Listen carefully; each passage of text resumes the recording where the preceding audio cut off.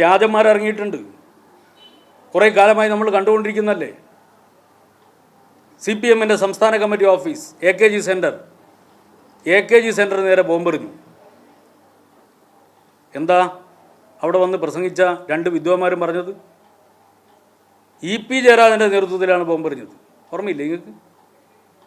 എന്നിട്ട് പ്രതികൾ എവിടെ? പ്രതികൾ ബോംബെറിയാൻ ആളെ അയച്ച് ബോംബെറിഞ്ഞ് എന്നിട്ട് ആ ക്രിമിനലുകളെ ഒളിപ്പിച്ച് അവരെ കൃത്യമായി ഒളിപ്പിച്ച് വെച്ചു. പുറത്ത് അത്ര എളുപ്പം വരില്ല എന്ന് ഉറപ്പുവരുത്തിയതിന് ശേഷം ചോദിക്കുകയാണ്, എന്താ പ്രതികളെ പിടിക്കാത്തേ? എന്താ കിട്ടാത്തേ? അത് EP ജയരാജൻ പ്ലാൻ ചെയ്തുകൊണ്ടല്ലേ പ്രതികളെ കിട്ടാത്തത്? ചോദിച്ചതല്ലേ? ഓർമ്മയില്ലേ നിങ്ങൾക്ക്?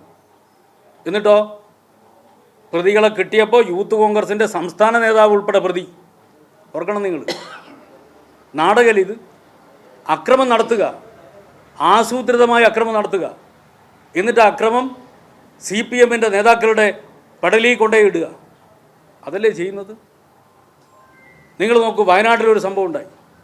രാഹുൽ ഗാന്ധിയുടെ ഓഫീസിൽ എന്താ സംഭവം? അവിടെ മഹാത്മാഗാന്ധിയുടെ ഫോട്ടോ തകർത്തു, ഗാന്ധി നിന്ന എന്ന് പറഞ്ഞ് എത്ര വലിയ പ്രചരണം നടത്തിയതാ.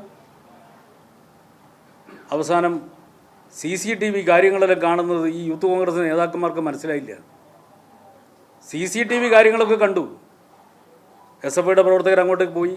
ശരിയാ, അത് അങ്ങനെ വേണ്ടിയിരുന്നില്ല ഞങ്ങൾ പറഞ്ഞതാ. പക്ഷെ എല്ലാവരും ഇറങ്ങുന്ന സമയത്ത് മഹാത്മാഗാന്ധിയുടെ ഫോട്ടോ അവിടെ കൃത്യമായി CCTVയിൽ കാണുകയാണ്. എന്നാൽ അവരെല്ലാം ഇറങ്ങിയതിന് ശേഷം കുറച്ച് കഴിഞ്ഞിട്ട് യൂത്ത് കോൺഗ്രസ് നേതാക്കന്മാർ പുറത്ത് വന്നിട്ട് പറയുകയാണ്, ഗാന്ധിജിയുടെ ഫോട്ടോ തകർത്തു. CCTV കൃത്യമായി കാര്യങ്ങൾ പുറത്തു കൊണ്ടുവന്നു. മഹാത്മാഗാന്ധിയുടെ ഫോട്ടോ തകർത്തതിൻ്റെ പേരിൽ യൂത്ത് കോൺഗ്രസിൻ്റെ സംസ്ഥാന നേതാവ് ഉൾപ്പെടെ പ്രതിയായിപ്പോ. ഇതല്ലേ ഏർപ്പാട്? വ്യാജ ഐഡൻറ്റിറ്റി കാർഡ് ഉണ്ടാക്കിയിട്ട് ആ വ്യാജ ഐഡൻറ്റിറ്റി കാർഡിൻ്റെ പിൻബലത്തിൽ യൂത്ത് കോൺഗ്രസിൻ്റെ ഒരാൾ നേതാവായിട്ട് വരുമ്പോൾ ഇമാതിരി ഏർപ്പാടുകൾ നടക്കും. അതിൻ്റെ മറ്റൊരു പതിപ്പായിരുന്നു മലപ്പട്ടത്ത് പ്ലാൻ ചെയ്തത്.